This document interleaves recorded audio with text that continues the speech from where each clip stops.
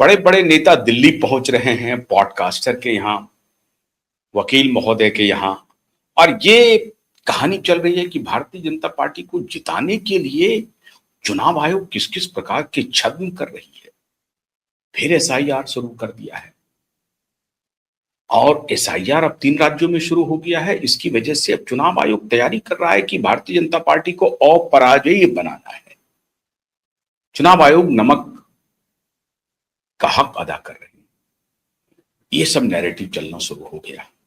अपनी कमजोरी, अपनी कमियों को दूर करने की कोई चिंता नहीं है।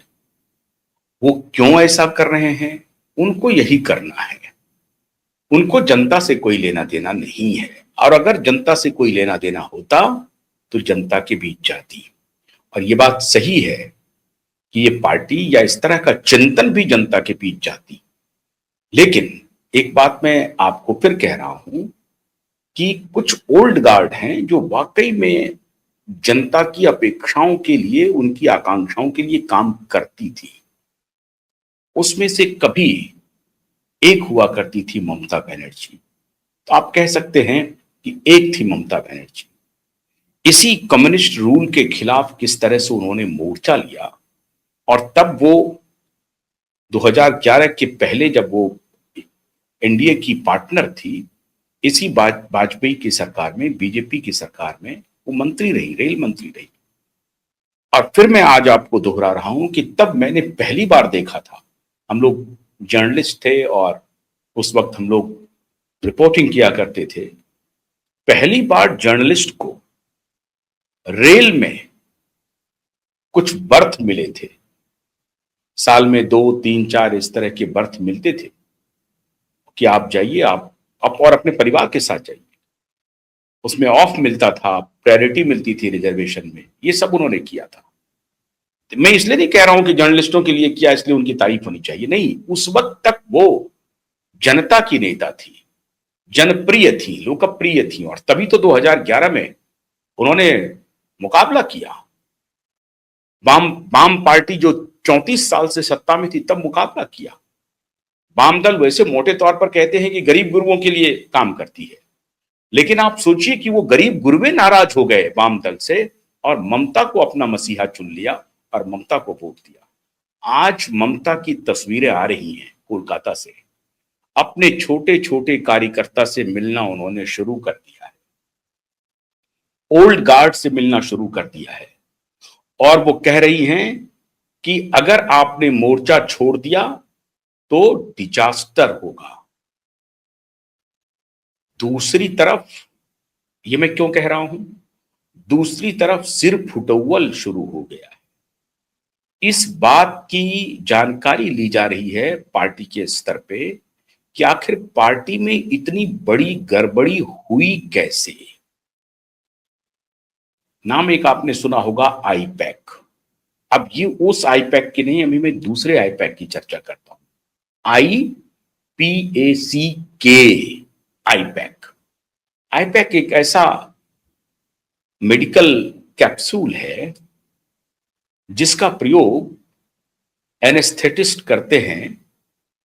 नी प्लांटेशन जब होता है ना, नी रिप्लांट जब होता है, रिप्लांटेशन जब होता है नी का, घुटनों का जब ट्रांसप्लांटेशन होता है, तो उस दौरान एक खास तरह की कैप्सूल होती है जिसे लोकल एनेस्थीसिया में प्रयोग करने के लिए लाया जाता है।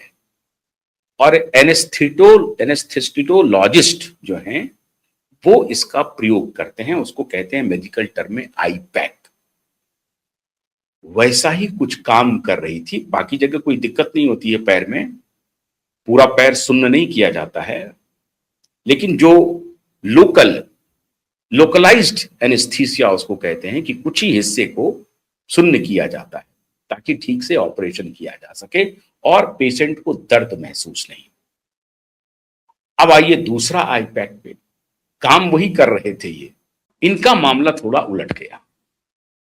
इनका नाम है Indian hyphen public action committee, IUPAC. आप अगर इनके वेबसाइट पर जाएंगे तो आपको जानकारी मिलेगी कि ये देश की सबसे बड़ी पॉलिटिकल कंसल्टेंसी कंपनी है, पॉलिटिकल कंसल्टेंसी का काम करती है।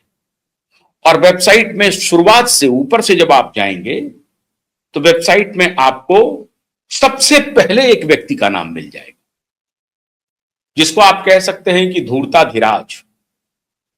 उनको इसके नीचे कोई उपाधि दी नहीं जा सकती है। और धूर्ताधिराज कौन है? श्रीमान केजरीवाल। सबसे ऊपर केजरीवाल, उसके बाद फिर ममता बनर्जी हैं, उसके बाद राजशेखर रेड्डी हैं, उसके बाद एमके स्टालिन हैं, और उसके बाद मोदी जी का भी नंबर है, नीतीश जी भी हैं। इन सब का इन्होंने नाम लिखा है कि इन सब के साथ हमने काम किया है। दुनिया की सबसे बड़ी पॉलिटिकल पार्टी है, इन सब के साथ हमने काम किया है। और हमारा मिशन है कि पूरी दुनिया में, पूरे देश में पॉलिटिकल कंसल्टेंसी देने का। मतलब अगर गोबर है तो उसे सोना बना देने का, और अगर कोई सोना है तो उसे लीद में तब्दील कर देने का। घोड़े का जो लीद होता है उसमें तब्दील कर देने का। हालांकि ये स्लैंग है, मैं ले रहा हूं, माफी चाहता हूं, लेना नहीं चाहिए, लेकिन मैं ले रहा हूं। तो घोड़े का जो मल है उसमें तब्दील कर देने का, और जो कोई गोबर है तो उसको सोना में तब्दील कर देने का। ये इनका काम है। तो काम करते थे, कोई बात नहीं है। ये इतना तक अगर वो काम कर रहे होते तब भी बात बन गई होती, चल जाती। लेकिन इतने से बात बनी नहीं, बात इसके आगे निकल गई। श्रीमान प्रशांत जी किशोर छोड़ के चले गए। वो लीड कर रहे थे, मास्टर खिलाड़ी थे। और मैं आज इसकी आलोचना नहीं करूंगा कि भारतीय राजनीति को अगर गंदगी में सबसे ज्यादा, या गंदगी के दलदल में ढकेलने की किसी ने कोई अगर जरूरत की है, कह सकते हैं काम किया है, तो श्रीमान प्रशांत किशोर है। और इस जिम्मेदारी से वो बच नहीं सकते। पैसे के बल पे पैसा उड़ेल दो चुनाव में, पैसे के बल पे मूवमेंट क्रिएट करो, फॉल्स नैरेटिव तैयार करो, या अगर सही भी है तो उसको और विस्तार दे दो, पैसा इंफ्यूज करो, लोगों को चमत्कृत कर दो, दिग्भ्रमित कर दो, और उसके बाद उनका वोट ले लो, उनका समर्थन ले लो। कोई बात नहीं है, दुनिया भर में इस तरह के प्रयोग होते हैं, यहां भी हुए। लेकिन आज अगर कोई ईमानदार व्यक्ति चुनाव नहीं लड़ पा रहा है तो उसके पीछे प्रशांत जी की भी एक भूमिका है। मैं ये नहीं कह रहा हूं कि प्रशांत जी पूरी तरह से जिम्मेदार हैं, लेकिन प्रशांत किशोर जी की अपनी एक भूमिका है। कितनी है ये आप सब तय करें, या प्रशांत किशोर खुद तय करें। मैं कोई उनकी आलोचना के लिए यहां बैठा नहीं, लेकिन इसमें कोई शक नहीं है कि प्रशांत किशोर ने पैसे को चुनाव के केंद्र में ला दिया, और जिसके जिसके पास सत्ता थी उनको उन्होंने एक प्रकार से कहा कि पैसा फेंक दो, और फिर देखते हैं, हमें 100 करोड़ दो, हम देखो कैसे बनाते हैं तुम्हारा खेल। वही हुआ। वरना वाईएसआर रेड्डी के बेटे, ये रेड्डी साहब आमूल चूल भ्रष्टाचार में लिप्त हैं। ममता जी के ऊपर भी भ्रष्टाचार का, मैं ये नहीं कह रहा हूं कि मोदी जी और बाकी लोग पाक साफ हैं, वो भी करते होंगे, लेकिन इन्होंने जिस तरह से कार्य किया वो किसी से अछूता नहीं है। लेकिन खैर, अब प्रशांत किशोर जी आईपैक के हिस्सा नहीं है। असली कहानी पर मैं आता हूं। पश्चिम बंगाल में कल्याण बनर्जी के गैंग ने कहा है कि आईपैक ने लूटा है, पश्चिम बंगाल को लूटा है।